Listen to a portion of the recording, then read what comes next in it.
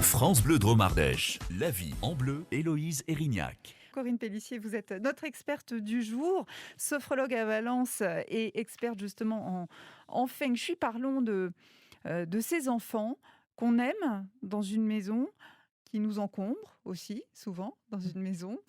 On vous aime les enfants, mais ça peut être compliqué. Le Feng Shui, pour les petits, ça veut dire quoi? Ouais, c'est bien qu'on en parle, Héloïse, parce que là, on est nombreux à partir sur une période où tous ensemble. Ok, donc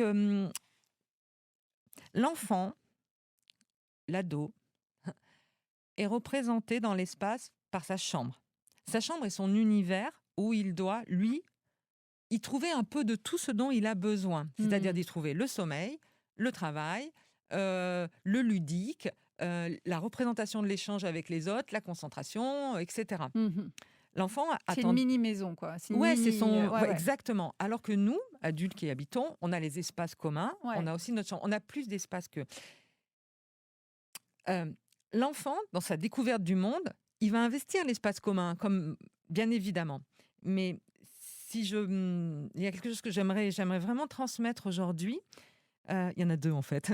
C'est que ramener son enfant à son espace, ça ne veut pas dire qu'il l'enfermer dans sa chambre, Ouais. mais lui faire prendre conscience que c'est son espace de liberté. Est-ce que, posez-vous la question, est-ce que votre enfant, il a le droit de choisir la couleur de ses draps? Est-ce que c'est vous qui rangez sa chambre systématiquement parce que vous pétez un câble et qu'il s'aperçoit même pas que vous avez rangé? C'est horrible. Ou est-ce qu'il participe à la gestion de son monde? Mhm. Ça prend plus de temps, hein, c'est Mhm. sûr. C'est plus facile quand on le fait tout seul, bing, bing, bing, je connais Ouais. bien. Mais par contre, en termes de construction psychique, corporelle et tout, c'est magique de donner de la liberté à votre enfant dans son espace à lui. Mhm. Ensuite, dans la période qui va venir, donc il y a deux choses. Il y a le sommeil. Je Oui, me je vous en permets prie. juste une chose, et puis c'est un peu une rééducation pour nous, parce que lui, il a une sensibilité que peut-être nous, on a un peu inhibée à ce qu'il ressent, qui est un petit peu plus vive, et donc il sait un peu plus instinctivement, peut-être. Alors oui, c'est plus instinctivement et aussi c'est ça. L'effet de la modification de l'espace sur l'enfant est beaucoup plus rapide que nous parce qu'il n'a moins de résistance. Mhm. D'accord.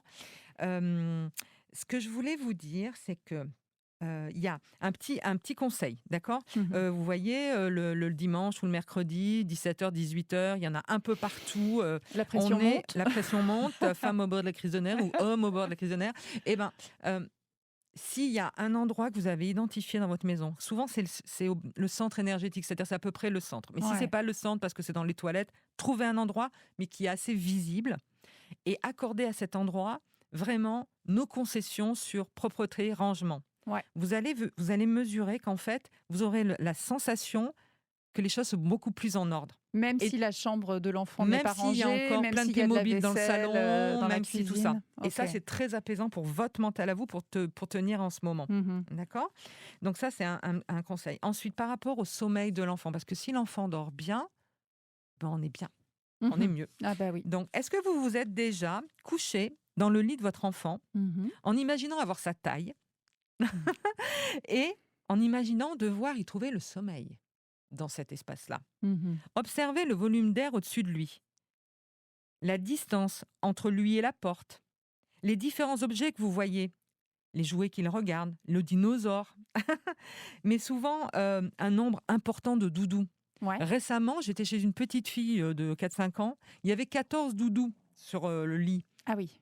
Donc l'idée, c'est pas dire « Oh, tu as trop de doudous ». Non. L'idée de dire, c'est comment tu fais pour t'occuper d'autant de doudous. Oui.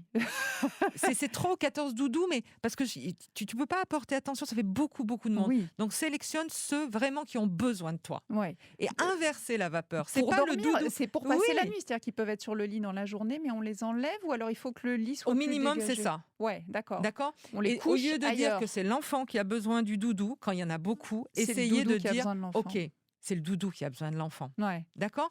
Et les autres, si vous pouvez les ranger dans une caisse, c'est bien. Si on peut pas, step by step. Ok. Et un dernier petit conseil. Ouais. Là, on est plus dans l'univers de la sophrologie. Il y a un petit exercice hyper simple pour s'endormir. Ça vaut pour les enfants, les parents, les grands-parents. Ouais. Vous vous couchez, vous mettez vos mains sur votre ventre. Ouais. D'accord. Vous fermez les yeux. Et en fait, vous choisissez une couleur qui évoque pour vous le calme. Mhm. Bon, souvent, on dit le rose clair, les filles, mais bon, vous pouvez le prendre aussi, les garçons. D'accord. Et donc, vous imaginez que l'air arrive dans vos narines Ouais. et que vos narines transforment l'air en De air cette rose couleur. clair. Et que tout ça, ça va apporter du calme à l'intérieur de vous et vous expulsez l'air tout doucement. Pour trouver le sommeil, c'est top. Est-ce que ça veut dire qu'il faut qu'on peigne le mur de cette couleur? Ah ben, alors c'est drôle que vous me disiez ça par rapport au rose, euh, parce qu'en fait, il y a une expérience qui avait été faite où en fait, des artisans, des peintres peignaient une pièce dans une entreprise et la pièce qu'ils devaient peindre en rose, ils ont mis vachement plus de temps pour la peindre que les pièces en vert ou en bleu. Donc effectivement, le rose a un sacré pouvoir.